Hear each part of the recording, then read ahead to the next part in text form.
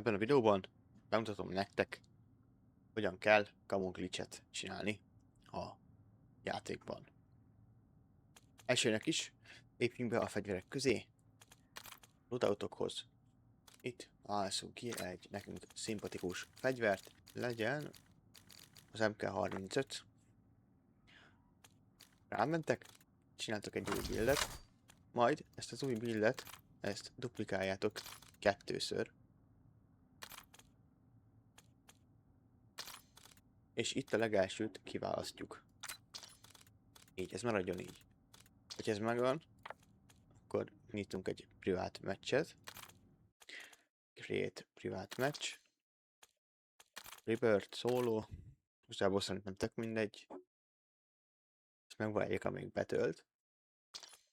Becsönyolunk egy squadba. Majd itt is rámegyünk a fegyverekre. Itt válasszuk ki azt a fegyvert, amit előbb duplikáltunk. Ugye jelen esetben ez az új AR. És itt az első kettőt, azt töröljétek ki. Majd most ezt hagyjuk ki, és visszaléphetünk a Warzone-ba. Ugye? És most menjünk vissza megint a loadoutunkhoz. És itt rakjunk a fegyverre 3 darab attachmentet. Legyen egy barrel, egy under barrel és egy rear grip.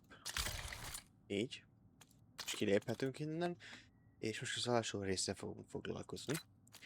Választhatok ki egy olyan kamót. Lehet ez ugye Black Ops 6-os, Modern Warfare 2-es, 3-as. Leginkább azokat fogjátok választani, ugye? Legacy-ba, benne van minden. Esetleg aki nem tudnátok a Legacy-ba.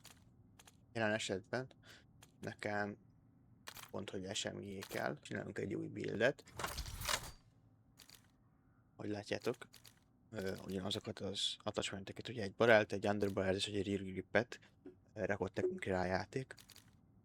A barrelt, az underbarrelt és a rear gripet cseréljétek le, mindegy melyikre.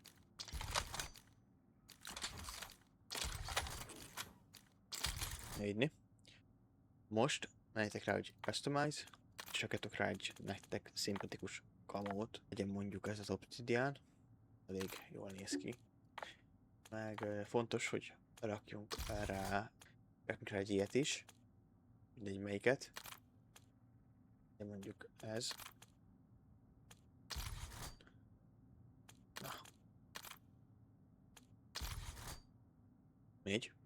Hogyha ez megvan, most lépjünk vissza ide. Menjünk be a Legacy-ba.